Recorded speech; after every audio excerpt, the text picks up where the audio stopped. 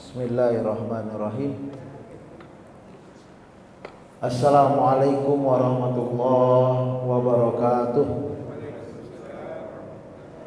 Alhamdulillah wassalatu wassalamu ala rasulillah la nabiyya ba'dah. Syukur kita pada Allah subhanahu wa ta'ala di hari yang gelap ini. Alhamdulillah di masjid kita ada lampu. Dan syukur kita pada Allah menurunkan kepada kita hujan. Agak sedikit lebat di daerah Bumi Asri, tapi di tempat saya tidak ada hujan. Nah itu dia dunia masalahnya ya, jadi di Amplas hujannya sangat sedikit, bisa disebut tidak ada. Shalawat dan salam kita sampaikan kepada Nabi Muhammad sallallahu alaihi wasallam, uswatun kita, teladan kita yang diturunkan kepadanya kitab suci Al-Quran, sehingga secara fitrah kita mengakui keesaan Allah subhanahu wa ta'ala. Bapak Ibu yang dirahmati Allah, terima kasih kita kepada BKM, terima kasih kita kepada Bapak Ibu yang telah hadir, yang terus mendukung kegiatan tafsir inspirasi. Moga-moga kajian kita bermanfaat, bertambah iman, bertambah kuat keyakinan kita kepada Allah. Hari ini kita berada di surat 38 sampai dengan 40. Setelah sekian lama kita berhenti. Tema kita hari ini kebenaran Allah dan tidak berdayanya sembahan selain Allah, bagian pertama.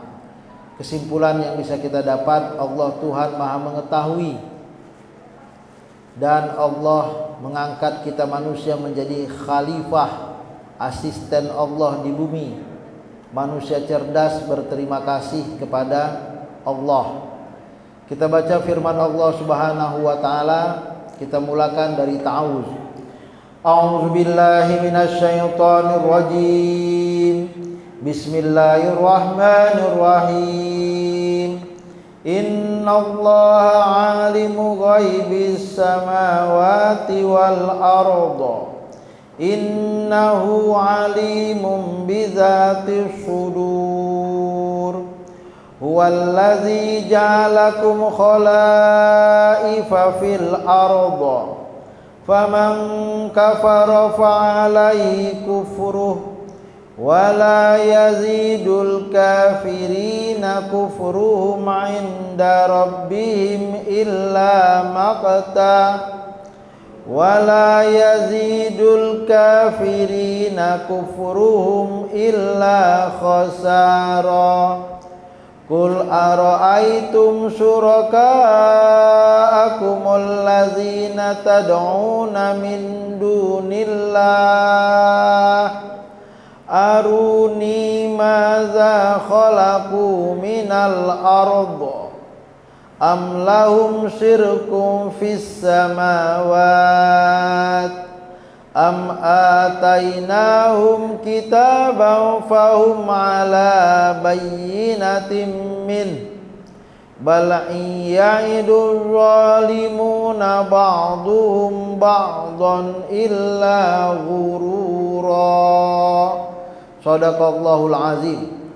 Pada pertemuan yang lama dulu, hampir sebulan lebih, kita telah sampai pada tema Al-Quran inspirasi menuju surga dan ridho Allah. Di atasnya tentang bagaimana dunia pendidikan, bahwa cendekiawan itu, ilmuwan itu, ulama itu takut pada Allah subhanahu wa ta'ala. Ulama yang dimaksud adalah ulama yang menekuni dunia air, menekuni dunia langit, menekuni tentang buah-buahan, menekuni tentang manusia, sama ada psikologi, antropologi, sosiologi, politik, atau kesehatannya, lahirnya, batinnya, anatomi tubuh manusia, atau yang membahas tentang hewan ternak yang dikonsumsi oleh manusia. Mereka yang menekuni satu ilmu ini dikenal dengan ulama, dan ulama itu dekat juga dengan Al-Quran. Di sini kita membahas pada pertemuan yang lalu ayat 32 sampai dengan 37, 3 bagian manusia menerima Al-Quran. Yang pertama, menzalimi diri sendiri, zalimun li nafsihi, artinya tak pernah sentuh Al-Quran dalam hidupnya. Mereka ini adalah orang kafir. yang jumlahnya sekarang mungkin 4 sampai 5 miliar dan mereka adalah mayoritas. Kemudian di middle di sini atau muqtasid, garis menengah, yaitu umat Islam yang terlahir sebagai muslim, kadang-kadang baca Al-Quran karena mungkin ada ayah emaknya yang wafat, itu pun cuman Yasin dan tahlil tahtim dan berikutnya. Kalau nggak ada kematian nggak pernah baca Quran. Bagi dia Al-Quran adalah kitab suci untuk orang mati. Nah, ini muqtasidun. Sholat pun jarang, tapi masih mengakui muslim lah. Dan kemudian level paling tinggi, paling puncak, ya Bapak Ibu semua yang hadir pada hari ini, yaitu sabiqum bil khairati biiznillah.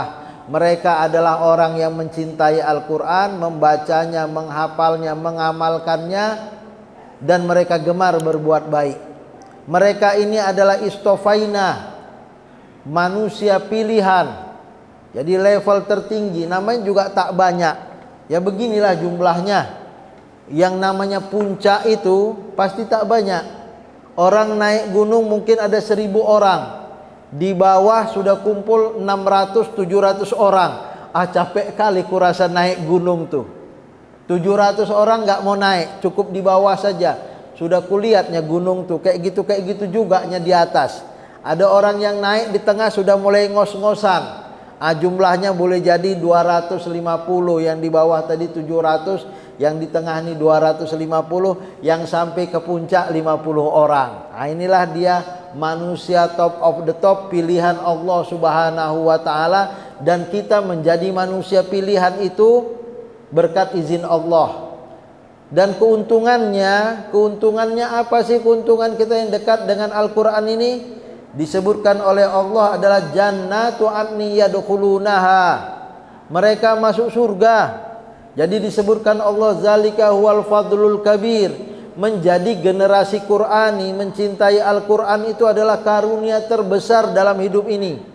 Lebih dari 10.000 miliar kita dapat. Karena aset dalam tubuh kita dianugerahkan Allah aja triliunan. Bagi mukmin, bagi yang kafir. Maka bagi yang beriman mencintai Al-Quran mendapatkan plus. Apa plus-plusnya? Masuk surga. Satu hari di surga bagaikan 50.000 tahun usia dunia. Maka kata Allah, orang yang mencintai Al-Quran dan darinya dia mengamalkan kebaikan, dia masuk surga. Dan di surga itu pakaiannya luar biasa, sutra. Di mana di dunia laki-laki dilarang pakai sutra. Emas di mana-mana, centelan buka pintu pakai emas, kerannya emas, semuanya emas, sepuhannya emas. Kalau di dunia cari emas mahal, di sana emas berserak dan bertebar. Yang disebutkan dengan Allah apa? Yuhallawna fiha min asawir min zahabin wa lu'lu'a wa libasuhum fiha harir. Ada sutra. Dan apa untungnya kita yang baca Al-Quran? Kata Allah Subhanahu wa ta'ala, qulul hamdulillahillazi azhaba annal hazan. Hilang masalah kita. Bapak Ibu yang dirahmati Allah, B.J. Habibie itu ranking 3 di Jerman. Pinter, Mr. Crack. Dialah yang menemukan bagaimana pesawat terbang di ketinggian berapapun, pesawat itu nggak akan retak, nggak akan pecah. Ada campurannya, dan itu yang menemukan B.J. Habibie. Ranking 3. Ranking 1 dan 2 laki-laki perempuan Yahudi. Pak Habibie penasaran. Ini kata orang yang ceramah, saya ngutip dari yang ceramah. Wallahu alam, mudah-mudahan benar. Ditanya Pak Habibie, kenapa lah kok pintar kali? Rahasia kata dia. Semester 1 juara yang 1-2, Pak Habibie 3. Semester 2 1-2 mereka, Pak Habibie 3. Semester berikutnya begitu juga. Penasaran Pak Habibie, tolonglah kasih tahu. Ini rahasia sajalah ya. Jangan kasih tahu siapa-siapa katanya. Ini rahasia diantara kita saja katanya. Oke lah. Apa itu? Aku sepertiga malam bangun. Yahudi itu. Aku mandi. Aku baca Quran katanya. Hah, yang betul ini. Saya pun percaya entah tidak ya kan. Tapi kata dia, coba kau ambil Quran. Aku tahu surat pertama apa, surat kedua apa. Baca Quran itu membuat hati kita tenang. Ala bizikrillah tatmainnul qulub. Hati kita tenang. Aku merasakan ketenangan itu. Dah aku baca, baru aku baca buku. Itulah yang kulakukan. Pak Habibie melongo lah. Itu ajaran kami umat Islam. Saya aja nggak pernah melakukan, makanya saya jadi ranking 3 katanya. Jadi di sini disebutkan wa qaulul hamdulillahillazi azhaba annal hazan. Betul. Kalau kita baca Quran, alhamdulillah sedih hilang. Masalah hilang. Kalau masalah sedih, problematika hilang, ngapal mudah. Inspirasi masuk. Apalagi di waktu subuh. Nampaknya betul. Maka yang beriman pasti bersyukur dan beruntung. Inna rabbana laghafurun syakur. Tuhan Maha Pengampun dan kita bersyukur. Karena apa? Tuhan Maha Pengampun dan kita beruntung, syakur. Sudah diampuni, Allah respect pula dengan kita. Kalau Pak Jokowi berterima kasih kepada kita, datang ke rumah kita, kasih sepeda saja kita pun senang. Itu baru Pak Jokowi. Gimana kalau Allah berterima kasih kepada Bapak Ibu? Karena Bapak Ibu membaca Al-Quran dan mengamalkannya. Salah, silap, selip, berdosa, kita mohon ampun, Allah berterima kasih. La ghafurun syakur disebutkan. Ya, kemudian yang keempat, yang kafir masuk neraka dan pasti merugi. Ya, wallazina kafaru lahum naru jahannam. Jadi untungnya kita masuk baca Al-Quran ini, kita tahu jalan hidup kita mau masuk surga atau mau masuk neraka. Dan yang terakhir, Rabbana akhrijna na'mal sholihah. Sesal kemudian di neraka tiada guna, nangis. Ma, keluarkan aku dari neraka, Mak. Mama, kalau mamaknya di surga, ayah tolong aku ya. Karena mungkin mama ayahnya muslim, anaknya murtad kafir. Nauzubillah min zalik.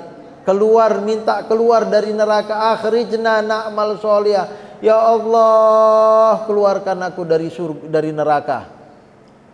Tapi sesal kemudian di neraka tiada guna. Maka di sini Allah Subhanahu wa taala mengatakan innallaha alimu ghaibis samawati wal ard. Masih enggak percaya juga ada surga, masih enggak percaya juga ada neraka. Sungguh Allah mengetahui yang tersembunyi di langit dan di bumi. Namanya juga Tuhan. Jadi ketika kita merasakan, tahu Tuhan, aku agak ragu. Maka kata Allah, innahu alimu bizati sudur. Apa yang ada di hati bapak-bapak, apa yang ada di hati ibu-ibu, apa yang ada di hati saya, Allah tahu. Bahwa kita percaya ada surga dan neraka. Terkadang kita tak yakin. Kalau yakin kita takut buat maksiat, tapi kita masih melakukan maksiat juga. Berarti percaya agak sedikit-sedikit tak yakin. Kita yakin ada surga, tapi kurang yakin juga. Maka ya kalau ada bisa sempat kita lakukan. Gak ada ya gak apa-apa. Karena apa? Nanti kalau aku masuk surga tinggi kali pun payah juga gitu ya kan. Yang sedang-sedang sajalah surganya. Karena apa? Karena agak sedikit kurang yakin. Tapi Allah Subhanahu wa taala menepis itu. Yakinlah, aku Maha mengetahui ghaibis samawati. Di langit aku tahu, di bumi aku tahu. Problematika masalahmu aku tahu. Kau dekat dengan aku karena engkau membaca Al-Quran dan mengamalkan firmanku. Engkau yang untung. Engkau jauh dariku, engkau yang rugi. Aku tahu semua. Aku tahu semua. Jangankan dirimu, langit pun aku tahu, bumi pun aku tahu. Saya nggak tahu bagaimana di hati bapak-bapak, ibu-ibu saat ini. Saya pun nggak tahu bagaimana di hati ibu-ibu tentang saya saat ini. Tapi Allah tahu hati saya dan hati bapak-bapak, ibu-ibu. Inilah namanya Tuhan. Dan Allah mengatakan kau baca Al-Quran, kau amalkan yang terbaik, berpikir positif, kau yang untung. Maka segala wujud yang ada ini diketahui oleh Allah. Namanya juga Allah yang menciptakan. sampai jangkrik, ulat yang paling kecil, mikroba, virus, sampai yang paling besar, matahari, Antares, planet di sana Allah tahu. Bukan saja benda-benda nyata, tapi perasaan, niat, rencana, segala keinginan yang ada dalam hati Allah pun tahu. Inilah dia kesimpulan pertama, Allah Maha mengetahui segalanya. Ya'lamu ma fis samawati wal ardi wa ya'lamu ma tusirruna wa ma tu'linun wallahu alimun bizati sudur. Dia mengetahui apa yang ada di langit, apa yang ada di bumi, mengetahui apa yang kamu rahasiakan dan apa yang kamu nyatakan. Allah Maha mengetahui segala isi hati manusia. Dan kemudian Allah Subhanahu wa taala mengatakan, kenapa kita malas baca Al-Qur'an dan kenapa kita enggak mau menjadikan surga sebagai impian, ridho Allah sebagai target. Huwallazi ja'alakum khalaifu fil ard, khalaifa fil ard. Hanya Allah lah, hanya Dia dan Dia yang menjadikan kalian semua wahai manusia sebagai khalifah-khalifahnya di bumi. Khalaifa fil ardi. Apa artinya? Kemudian adalah satu sistem pemerintahan namanya khilafah. Boleh nggak itu? Ya, satu sistem pemerintahan, demokrasi sistem pemerintahan, kerajaan monarki sistem pemerintahan, republik sistem pemerintahan, khilafah sistem pemerintahan, dan semua sistem ini pernah terjadi di bumi. Jika kemudian ada yang tak suka, itu pilihan. Tapi kalau dipaksakan menjadi salah. Tapi kalau misalnya berhasil dan semua sepakat, ya boleh-boleh saja. Tapi khalaifa fil ardi bukan khilafah maksudnya. Semua kita kapanpun dan dimanapun menjadi agen perubahan untuk menuju kebaikan, karena Allah menginginkan kebaikan. Kita adalah wakil Tuhan di bumi. Sebagaimana Allah berkata kepada Adam di hadapan para malaikat, inni ja'ilum fil ardi khalifah, ku jadikan Adam ini sebagai wakilku di bumi ini. Maka Allah Subhanahu wa taala menjadikan kita semua wakil. Karena apa? Baiknya bumi yang kecil ini yang ngatur bapak-bapak, ibu-ibu. Tapi tidak dengan langit, tidak dengan Mars, tidak dengan Pluto, tidak dengan Antares, matahari, langit, tidak. Kita hanya mengatur bumi yang kecil yang dikenal dengan planet biru. Khalaifa fil ardi. Artinya hujan itu datang, itu enggak urusan kita. Yang ngatur itu Allah, karena itu cerita langit. Matahari terbit dan tenggelam, itu enggak tugas kita. Ngatur bumi ini pun, kalau hal-hal yang berat, gempa bumi, banjir bandang, itu juga enggak kelas kita. Kita cuma disuruh untuk merawat bumi saja, jangan sampai ditebang semua hutan, nanti longsor, banjir bandang, kasihan yang di hilir, mati ketimpa pohon yang kita tebang di hulu sana. Nah, itu tugas kita lah.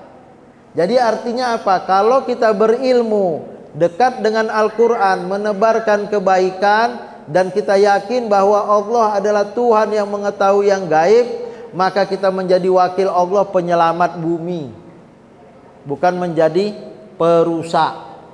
Maka kita sangat sedih ketika ada gambar teroris yang ditunjukkan Al-Quran, seakan-akan Al-Quran menyuruh manusia untuk menjadi teroris, berbuat jahat, berbuat maksiat, membunuh manusia. Asasnya adalah Al-Quran.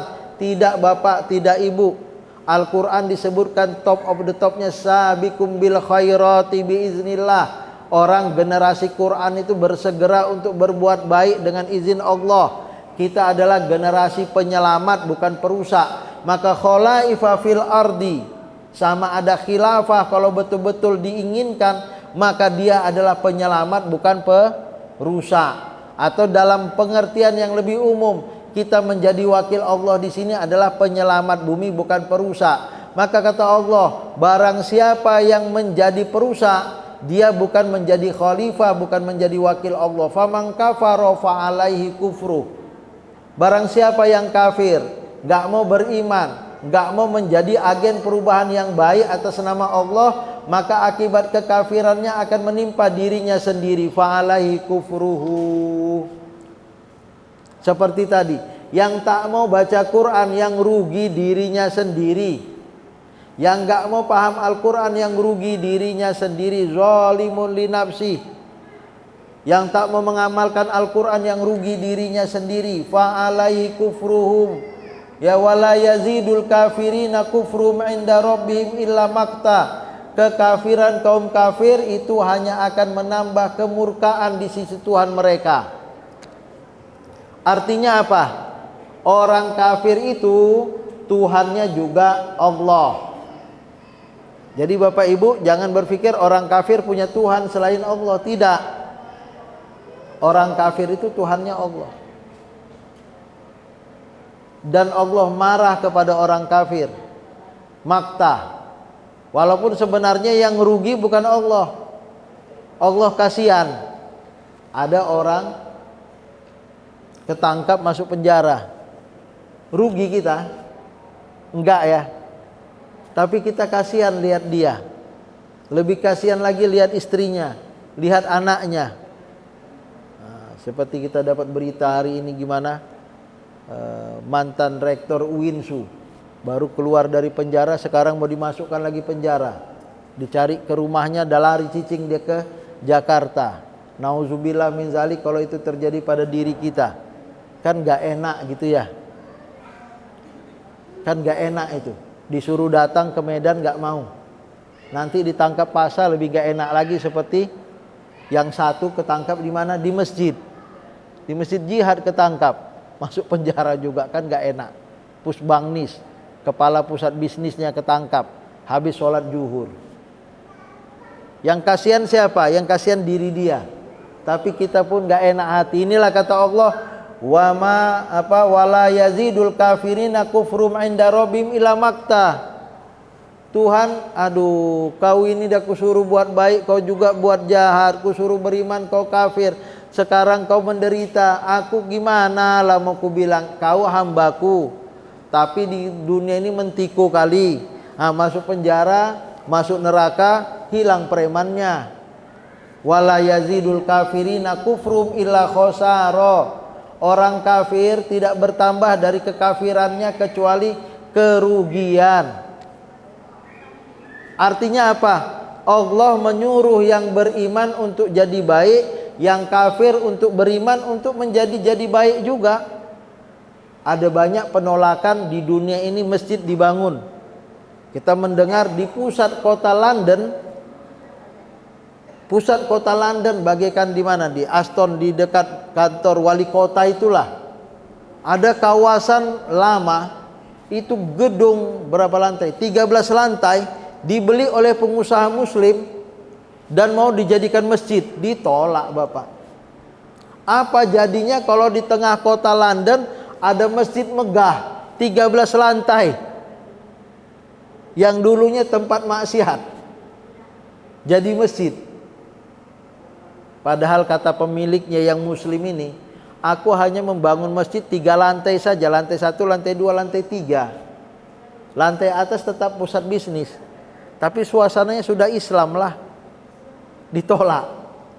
Padahal Inggris akan selamat kalau umatnya berbuat baik, gak berbuat maksiat. Di Korea juga begitu. Ada umat Islam buat masjid, penduduknya pesta babi di depan masjid. Supaya apa? Supaya tidak diteruskan. Walaupun pemerintah negara Korea telah membolehkannya.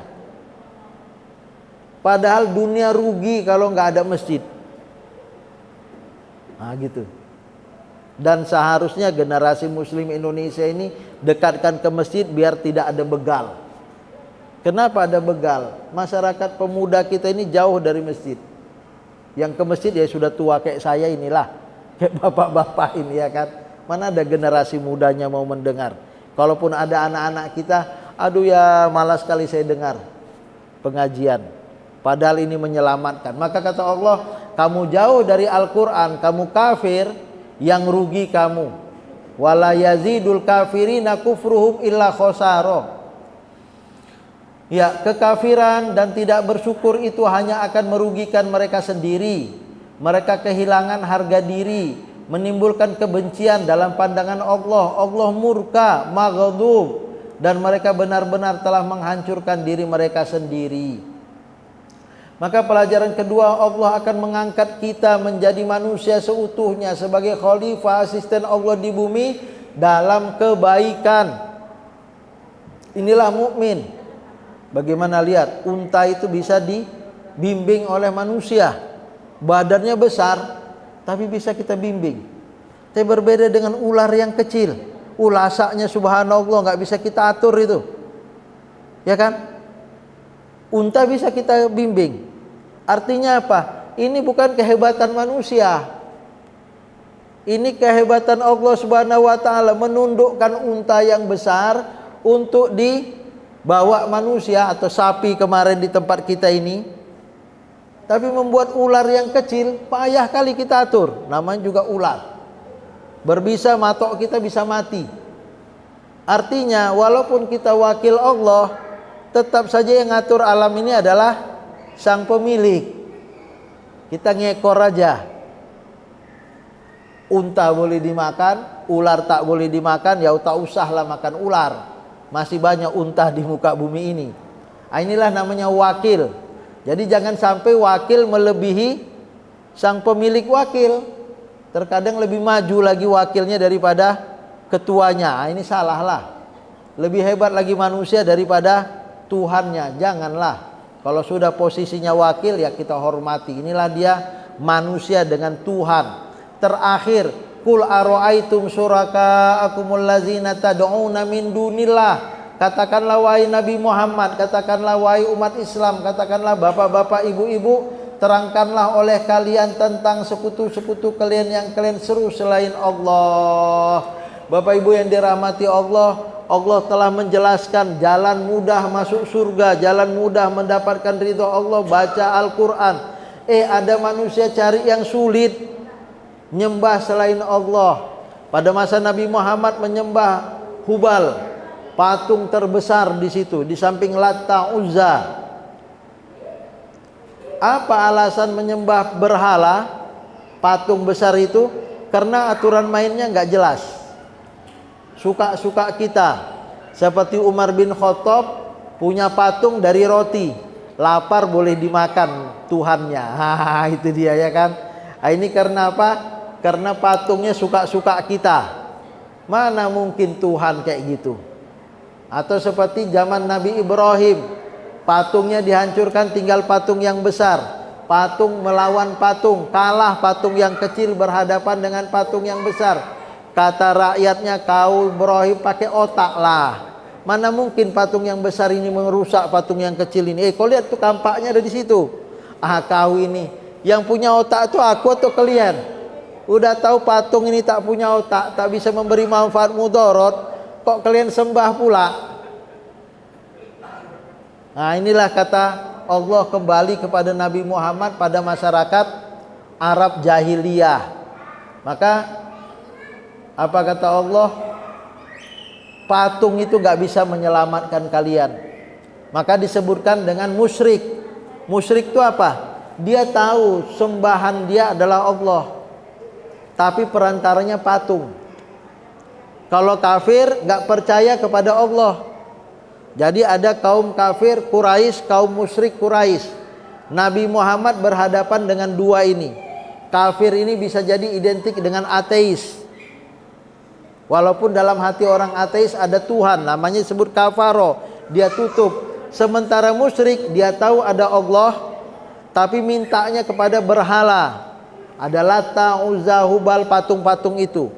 Karena sejak zaman Nabi Adam, manusia mengenal adanya Tuhan namanya Allah. Pada masa Nabi Ibrahim pun orang-orang tahu ada Tuhan namanya Allah. Pada masa Nabi Muhammad pun orang tahu ada Tuhan namanya Allah. Dan mereka berkata, ma na'buduhum, kami tidak menyembah patung ini illa liuqarribuna ilallahi zulfa, kecuali kami ingin mendekat kepada Allah sedekat-dekatnya. Maka patung itu ada di pelataran Ka'bah Al-Mukarramah. Ada 300 patung di sekitar Ka'bah. Kenapa? Karena tempat yang suci itu Ka'bah, mereka tahu itu. Itu adalah rumah suci sejak zaman Nabi Adam, manusia pertama. Nabi Ibrahim pun juga, dan Nabi Muhammad juga. Akhirnya patung itu dirusak, patung itu akhirnya dibuang, dan akhirnya Masjidil Haram bersih dari segala bentuk penyembahan berhala. Termasuklah tempat antara Safa dan Marwah. Ada 2 patung ditempel di dekat bukit kecil itu. Sehingga Allah berfirman, inna Safa wal Marwata min sya'airillah faman hajjal baita aw tamara fala junaha alaihi an yatawafa bihima. Tidak ada dosa bagi kita untuk tawaf di sekitar Safa dan Marwah. Kok ada dosa pula? Kok pakai dosa pula? Karena awal cerita di Safa ada patung, di Marwah ada patung. Maka kata Allah, kita bukan menyembah patung di Safa, bukan menyembah patung di Marwah, tapi kita menyembah Allah Subhanahu wa ta'ala. Maka labbaik Allahumma labbaik, labbaika la syarika laka labbaik. Maka tidak ada sekutu. Maka disebut ara'aitum syuraka'akumul ladzina tad'una min dunillah. Kita tidak minta kepada sekutu Allah, tidak minta kepada Lata, Uzza, Manna, Siwa, apapun itu. Aruni maza khalaqu minal ardi am lahum syirkum fis samawat. Maka kata Allah, perlihatkan kepadaku bagian mana di bumi ini yang diciptakan oleh patung tersebut. Ada lalat aja di hidung patung itu, dia nggak bisa gesernya, ya kan? Namanya juga patung. Ada makanan di depan patung, nggak habis-habis tuh makanan. Habis nggak makanan itu? Nggak habis. Sesajen yang diletakkan di depan patung itu nggak habis-habis. Apalagi menciptakan bagian dari langit, bagian dari bumi. Di mana? Am lahum syirkum fis samawat am atainahum kitaban fahum ala bayyinatin minhu. Ataukah mereka mempunyai peran serta dalam penciptaan langit, patung, berhala?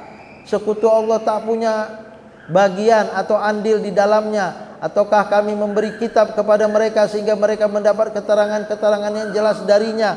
Enggak ada juga. Tetap saja kitab suci yang begitu hebatnya Al-Quranul Karim. Walaupun agama lain punya kitab, tapi tidak ada sesempurna, separipurna Al-Quran. Unik Al-Quran ini. Dia bulat. Kalau buku manapun ada pengantar pasti di depan, ada abstrak lebih depan lagi, ada kesimpulan penutup pasti di belakang. Al-Quran semuanya adalah lingkaran yang satu kesatuan. Setelah An-Nas masuk lagi ke Al-Fatihah. Semuanya muter dan bulat bagikan jaringan laba-laba, dikaitkan kemana-mana bisa saling terkait. Tambah kita menekuni Al-Quran, tambah asyik, tambah luar biasa indahnya Al-Quran. Maka semua buku selain Al-Quran itu adalah buatan manusia. Maka dulu ada namanya agama langit, ada agama bumi. Agama langit disebut agama yang turun dari Allah, yaitu Yahudi, Nasrani, dan Islam. Walaupun sebenarnya kita sepakat bahwa agama yang dibawa Nabi Musa itu adalah agama Islam, yang dibawa Nabi Isa juga adalah agama Islam. Agama Islam itu yang dibawa Nabi Muhammad. Sementara agama Yahudi sekarang itu bukan bawaan Nabi Musa dari Allah. Itu adalah rekayasa umat Bani Israel. Begitu juga agama yang dibawa oleh Nasrani sekarang bukan dibawa oleh Nabi Isa. Karena Nabi Isa mengajak kepada kalimat tauhid, la ilaha illallah, tidak ada anak Tuhan, tidak ada juga Roh Kudus sebagai trinitas atau tritunggal itu. Jadi tetap saja agama samawi cuma satu, yaitu Islam. Selainnya agama bumi buatan manusia. Maka kata Allah, am atainahum kitaban fahum ala bayyinatin minhu. Apakah kalian mendapatkan kitab kepada mereka sehingga mereka mendapatkan keterangan-keterangan yang jelas darinya? Enggak ada. Sebenarnya kaum zalim itu sebagian mereka hanya menjanjikan tipuan belaka kepada sebagian yang lain. Jika kemudian ada mengatakan semua agama mengandung kebaikan, tapi kita dengan pasti mengatakan Islamlah yang mengandung kebaikan yang absolutely itu. Kenapa? Karena sampai detik ini yang tinggal satu-satunya agama menghambat LGBT itu tinggal Islam lah. Kalau Islam sudah membolehkan, selesailah sudah semua. Agama yang melarang mabuk-mabukan itu ya Islam lah. Agama Nasrani nggak melarang, Yahudi nggak melarang. Yang mengatur pakaian sopan, pakai jilbab tutup aurat itu ya Islam lah. Yang lain tidak.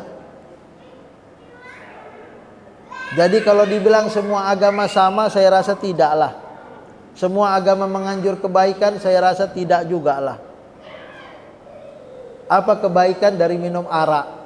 Al-Quran mengatakan ada baiknya, tapi mudorotnya lebih banyak dan sebaiknya nggak usah lakukan itu. Dan itu lebih sehat, lebih baik, ditinjau dari segi apapun. Bapak angkat saya orang Mesir, pernah tinggal di Eropa. Ketika dia ada jamuan makan, ditanya, mau minum apa? Wine? Enggak, saya jus jeruk saja. Kata pelayannya gini, orang terpelajar itu pasti minum jus jeruk, kata dia. Kami bukan masalah terpelajar dan tak terpelajar. Agama kami melarang minum wine. Artinya agama Islam itu agama terpelajar. Orang waitersnya itu aja tahu. Hanya orang-orang yang cerdas terpelajar pasti nggak mau dia mabuk. Di negara Eropa. Jadi yang menganjurkan kebaikan tetap tinggal satu Islam. Ya inilah kesimpulan terakhir, jelas. Yang palsu itu tetap palsu. Berapa banyak pun orang membalutnya dan berbagai khayalan untuk mendukungnya, tetap saja inna dina indallahil Islam. Yang namanya juga kita di masjid. Masa saya katakan selain Islam juga benar? Ya kan? Kalau di kemudian ini Pak Ustadz ini tidak toleransi. Masa agama Islam aja yang benar, agama lain salah? Ya, jadi saya mau bilang apa? Hah? Saya mau bilang apa? Hah? Ya harus begitulah. Al-Qur'annya membilang itu loh. Ya, maka manusia cerdas berterima kasih kepada Allah. Berterima kasih kepada Islam. Karena Islamlah penyelamat bumi ini satu-satunya. Yang layak menjadi khalaifa fil ardi ya orang Islam. Lihat yang merusak hutan itu. Kalau benar imannya dia nggak akan merusak hutan. Walaupun untungnya besar dan banyak. Kalau benar imannya. Karena resikonya jangka panjang. Nanam satu pohon itu bisa ratusan tahun. Nebangnya mungkin bisa setengah jam selesai itu. Bersyukur atas nikmat Allah. La in syakartum la azidannakum. Bersyukur bertambah. Wala in kafartum inna azabi lasadid. Kufur tersiksa. Bapak Ibu yang dirahmati Allah, kembalilah kita kepada kesimpulan yang telah kita sebutkan di awal tadi, kebenaran Allah. Jadi kenapa kita menjadi muslim? Karena kita yakin kebenaran itu ada pada Islam, ada pada Allah. Selain Allah salah, selain Islam salah. Tidak berdayanya sembahan selain Allah. Selain Allah tidak berdaya. Maka kita ucapkan la haula wala quwata illa billah. Tiada daya, tiada upaya kecuali dari Allah, bersama Allah. Jika kalau kita katakan selain Allah juga berdaya, ya payahlah kita. Apa buktinya Allah itu benar dan Allah itu maha kuasa? Allah itu maha mengetahui segalanya.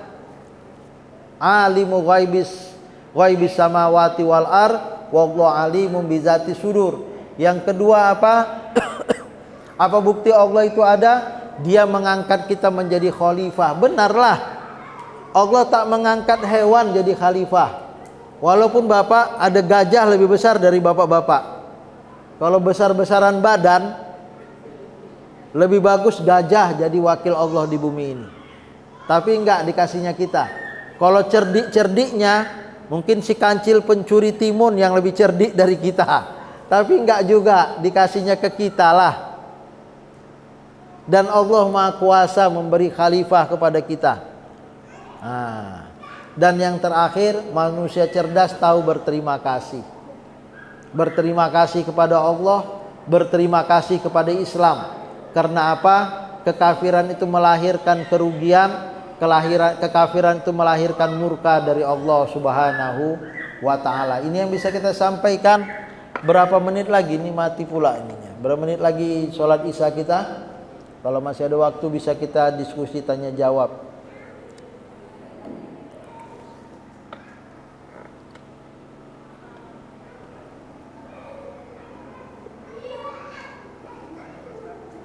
Ya, silakan.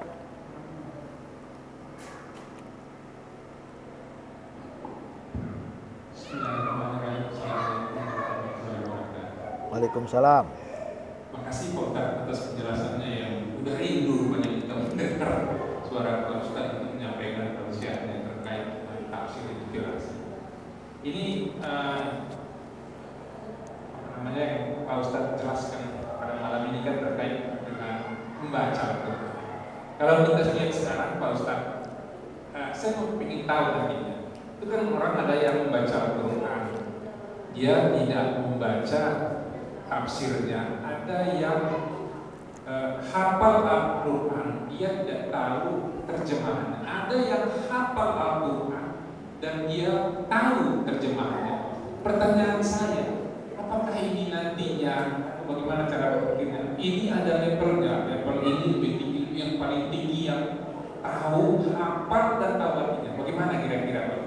Assalamualaikum warahmatullahi wabarakatuh. Waalaikumsalam warahmatullahi wabarakatuh. Kalau kita lihat kesimpulan di awal pertemuan kita tadi,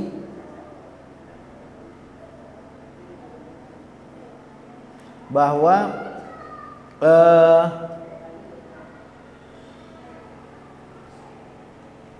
level tertinggi itu disebut di sini adalah sabiqum bil khairati biiznillah. Jadi menebarkan berlomba-lomba dalam kebaikan, fastabiqul khairat. Artinya apapun kita lakukan terhadap Al-Quran itu bagian dari lomba kebaikan. Sama ada membacanya tak paham, sama ada membacanya dan paham, sama ada membacanya paham dan mengamalkannya.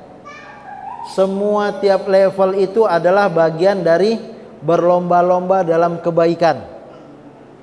Artinya membaca Al-Quran tak paham saja seperti yang dilakukan oleh Yahudi tadi, itu adalah kebaikan, padahal kita tak paham artinya.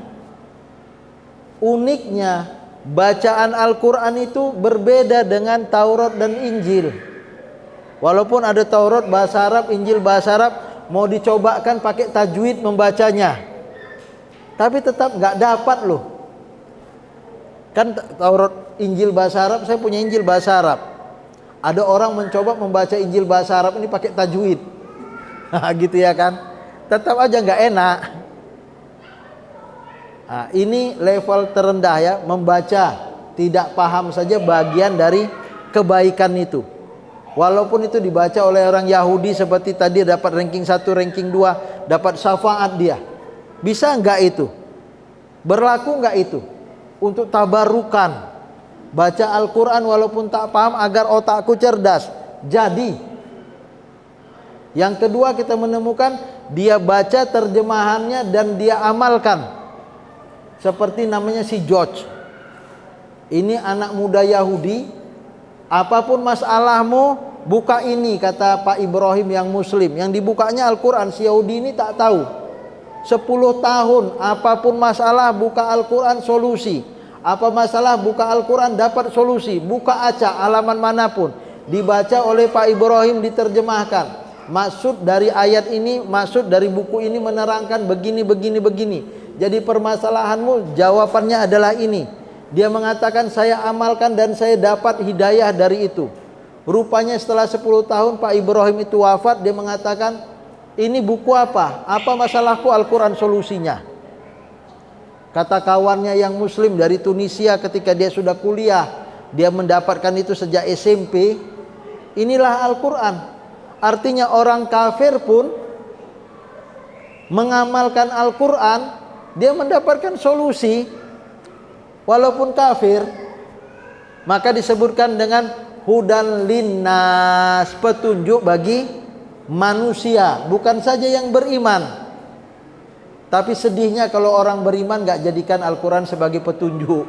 Karena sebenarnya Al-Quran itu adalah hudan lil muttaqin.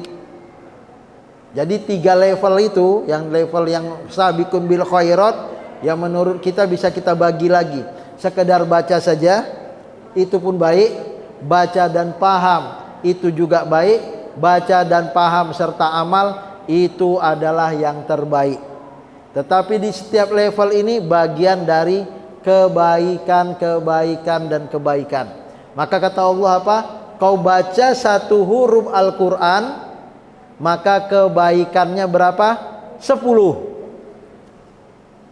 Alif 10, lam 10, mim 10. Tidak ku bilang alif lam mim itu 10, tapi alif 10, lam 10, mim 10. Artinya apa?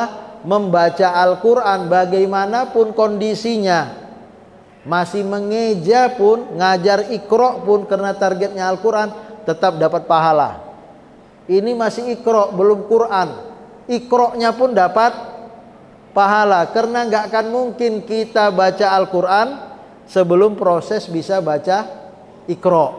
Ma la yatimul wajibu illa bihi fahuwa wajib. Tidak sempurna suatu kewajiban kecuali dengan dia, maka dia itu adalah bagian dari kewajiban. Tak akan mungkin kita baca Al-Quran sebelum kita melalui proses. Zaman kita dahulu namanya Qiraah Baghdadiyah, buku tipis itu. Sekarang aja namanya Iqra. Kecuali baca buku pengantar untuk sampai kepada belajar Al-Quran, maka juga dapat pahala. Artinya sekecil apapun kontribusi yang kita lakukan terhadap Al-Quran, ini adalah bagian dari kebaikan. Wallahu a'lam. Sudah Isa ya. A'udzubillahi minasyaitonirrajim. Bismillahirrahmanirrahim. Assalatu wassalamu ala asyrafil anbiya'i wal mursalin wa ala alihi wa sahbihi ajma'in walhamdulillahirabbil alamin. Allahumma jalil Qur'anal azim rabi'a qulubina. Ya Allah, jadikan Al-Qur'an tempat terbaik di dalam sanubari kami, wa nura sudurina, cahaya penyinar jalan hidup kami, wa jala ahzanina wa zahaba humumina, penghapus segala kesedihan dan gundah gulana yang kami alami. Rabbana atina fid dunya hasanah. Ya Allah, berikan yang terbaik selama kami hidup di dunia, wa fil akhirati hasanah, yang terbaik ketika berada di akhirat. Wa qina azabannar, jauhkan kami semua dari siksa api neraka. Subhana rabbika rabbil izzati amma